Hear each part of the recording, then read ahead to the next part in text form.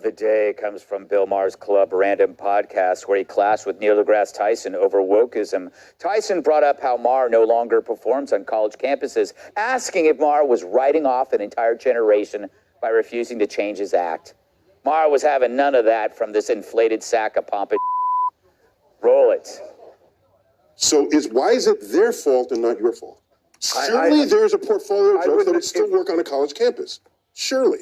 I would hope not. From what maybe some college campuses, the ones you read about are insane. You've given up on an entire generation.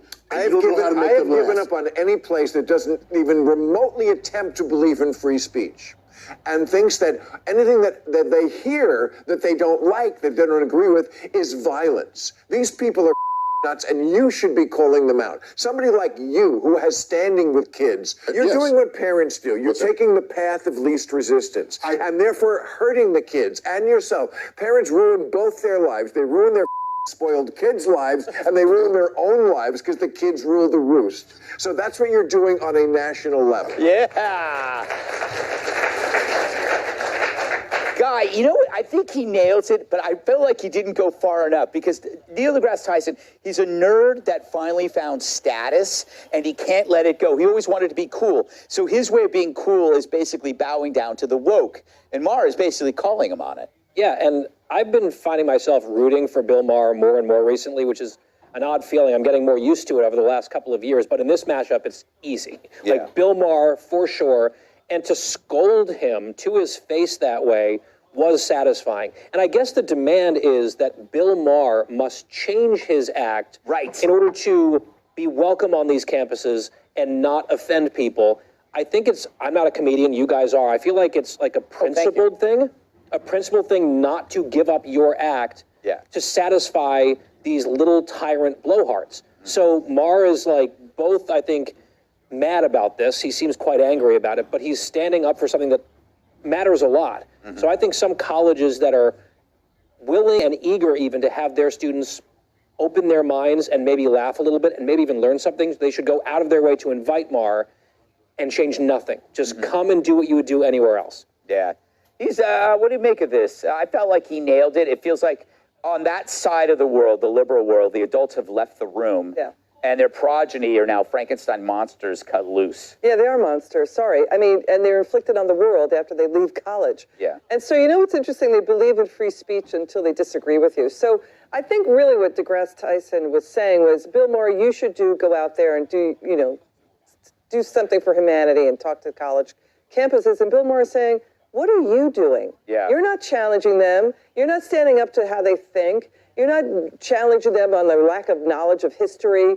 And I think it really put Neil deGrasse Tyson back on his heels. I mean, he's an astrophysicist talking about free speech. I'm not sure I should listen to that. I think the guy is like pro-puberty blockers, and he's like, he manipulates science to back up just the dumbest woke ideas, Jamie. Also, I mean, this is something you could understand. Tyson comes off like a divorced dad trying to be cool around his son's girlfriend. Yeah,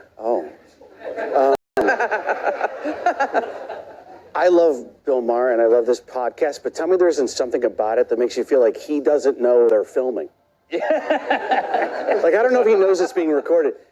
Just to make a small clarification, I started comedy performing at colleges, and Bill Maher's not saying like, oh, I'm gonna go and like not do well with my material. They're gonna tell him what not to do. Like at the school, they sometimes tell you exactly what to do and what not to do. So it's not necessarily like he's like, oh, people are gonna get upset. They're saying like, you can't come here if you say that, and if you do, you won't get you might not get paid, like it's in your contract. So it's a little weird. I remember it's been sort of like this for 25 years, and it's just worse now. I remember going to a college, and you always had to be kind of like squeaky clean, and you couldn't, you had to be politically correct. I remember one time going in, and a girl coming up to me and going like, hey, for our show, I know a lot of college campuses, like, you're not supposed to swear. She goes, it's different here. She goes, we want you to use the F word. These kids love it. If you get crazy, say whatever you want. I was like, oh my goodness. So I went up and I go, this is like a regular show. I'm like at a club tonight. And I destroyed and I swore and I did like my club set and I was like, yeah.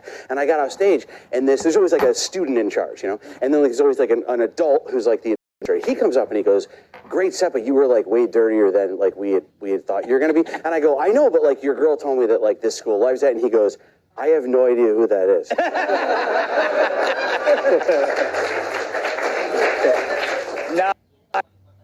Nice. It was just somebody that was at the Somebody show. just wanted to screw you over. Kat, if would you ever go perform at a college? Yeah, I mean, I would, but I don't know that people would love it. I'm also, Bill Maher is like very, very rich, so he would like, why would he be doing that anyway? Yeah. But I think that, you know, we talk about this a lot on the show about sharing the risk, right? Yeah. And I wrote in my book actually about how, like, I'm not a religious person, but I know the book Leviticus in the Bible is like not a chill one. Mm-hmm. It's pretty like fire and brimstone-y, right? It's like, but even that is about sodomites. You know, yeah, they do. Even that one is like, even that one says an eye for an eye, right? Yeah. And when we talk about comedy these days, nobody could honestly tell you one of the worst things they've been through is hearing a joke that they didn't like or they were offended by. But there are people who could say one of the worst things they've been through is saying a joke that people were offended by. So I feel like if we're less chill than Leviticus and the way that we approach this, there might be something we might need to examine. Very well put. Thank you.